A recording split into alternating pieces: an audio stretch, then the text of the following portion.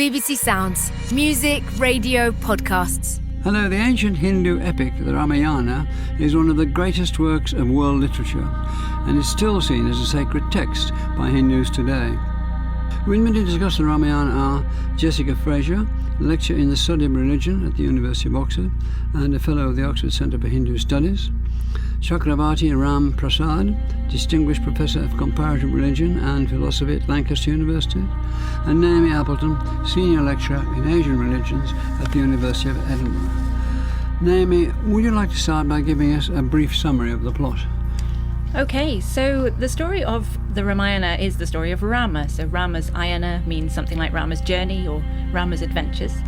And on a very basic level, it's the story of how a god named Vishnu takes human form as Rama in order to defeat a demon or a Rakshasa named Ravana. And he has to do this as a human because Ravana is invulnerable to the gods. So that's the basic frame of the story, which then plays out on the human realm. And so Rama is a prince. He is the eldest of 4 sons of the king of Ayodhya. So the king of Ayodhya, named Dasharatha, has 3 wives and 4 sons. Rama is the eldest. And as such, he's going to be consecrated as the king. But one of the younger queens, Kaikeyi, instead manages to manipulate the situation so that her son, Bharata, is going to be king instead, and Rama has to go into exile for 14 years. So Rama goes off into the forest. He's accompanied there by his very beautiful and very virtuous and very loyal wife Sita, and also by another of his brothers named Lakshmana. And so the 3 of them have lots of adventures in the forest, but the pivotal moment comes when Sita is abducted by this demon, this Rakshasa named Ravana. So Ravana wants Sita for his wife. He takes her captive on his island kingdom of Lanka, and Rama and Lakshmana spend a long time trying to rescue her, essentially. And so after a long battle, Rama finally kills Ravana, which is of course the whole point in terms of the divine frame. And Sita then is reunited with Rama, and as it happens, the 14-year exile just happens to be over. So they go back to Ayodhya, and Rama rules for many thousands of years. Although the happy ending is tempered somewhat by what happens shortly thereafter. He comes to hear that Sita's reputation is tarnished, and so he decides, in fact, to banish her to the forest. So she ends up in the forest, giving birth to their twin sons. One of the things that's changing the face of Indian society at this time, and would do so sort of permanently in about 500 BC, is that a radical new spiritual movement is arising. And the spiritual movement is kind of basically a shift towards what we think of as ascetic culture. Holy men and holy women are leaving home all over the country, leaving behind the templates that society gives, devoting themselves to spiritual goals.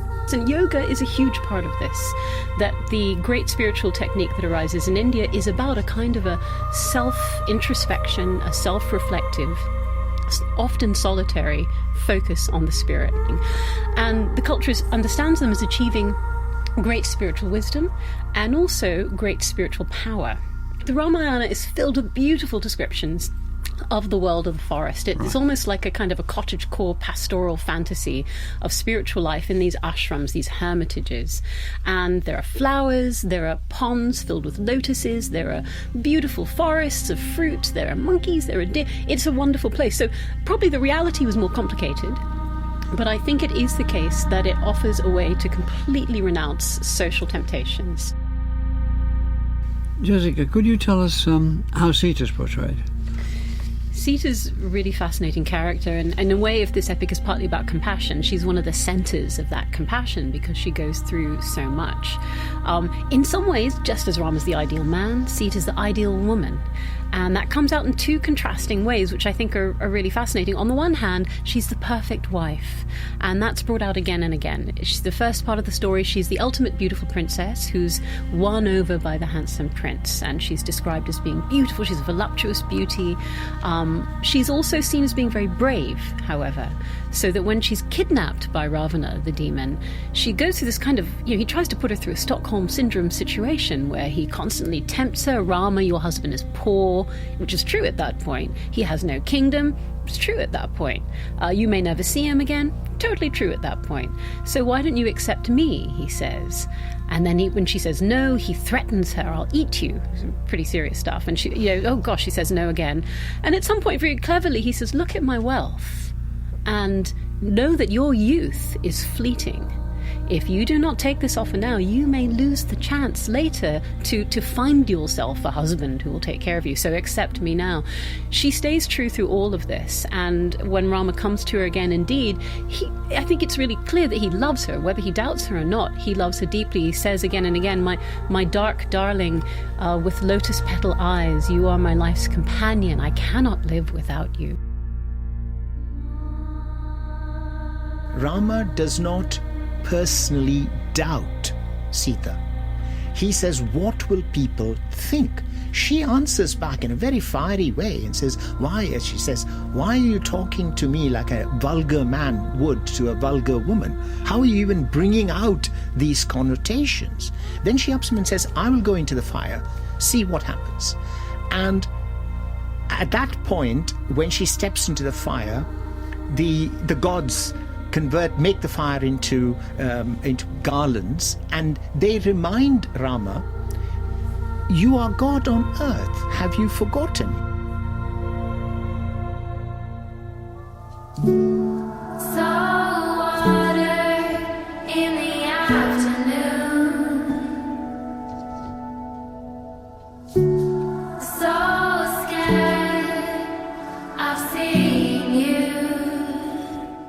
But at the point at which it happens, as an audience member, you can really worry. You can really get involved in that emotion. And I think that is, going back to what Ram was saying earlier about poetry being born out of emotion, that is what is at the heart of this epic's power for me, is you enter the emotion of the story with the character.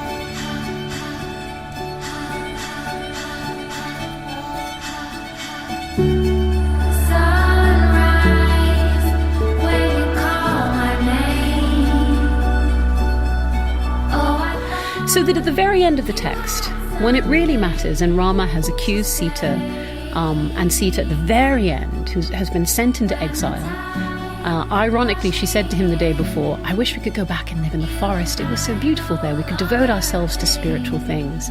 The next day, Rama hears that the people have been gossiping that Rama's the kind of man who'll take back his wife from another man's bed. And he gulps, he takes it on, and he says, honey, you can go visit the forest, and doesn't tell her that she won't be able to come back. But she accepts it. She's pregnant at this stage. She lives in the forest as a holy woman, as a single mother raising 2 sons in an impoverished situation in the wild. And when he finally comes back, there's this wonderful scene where you think it's going to be the ultimate happy ending. It's the very end of the epic. And the people have repented. Oh, we were wrong. Sita is virtuous. The great sage says, Sita, I know from my spiritual power, she's completely pure. Rama says, I was a fool. I love Sita. Bring her back. The gods come and watch from the clouds to see the reunion. The animals come and cheer. And Rama goes to her, and she comes out of this hermitage in the wild, clad in her yellow robes of a holy woman. And she says, I will undertake the test. But what she does this time is totally different and unexpected. She calls to the earth, take me in again. And a golden throne rises from out of the ground, covered in jewels, carried on the heads of spiritual beings. She serenely goes and sits in the throne, and the throne withdraws her back into the earth again, never to be seen. And there's silence and amazement from everyone. It says they're kind of in a state of awe. There's absolute stillness, except the gods cry out, well done, Sita.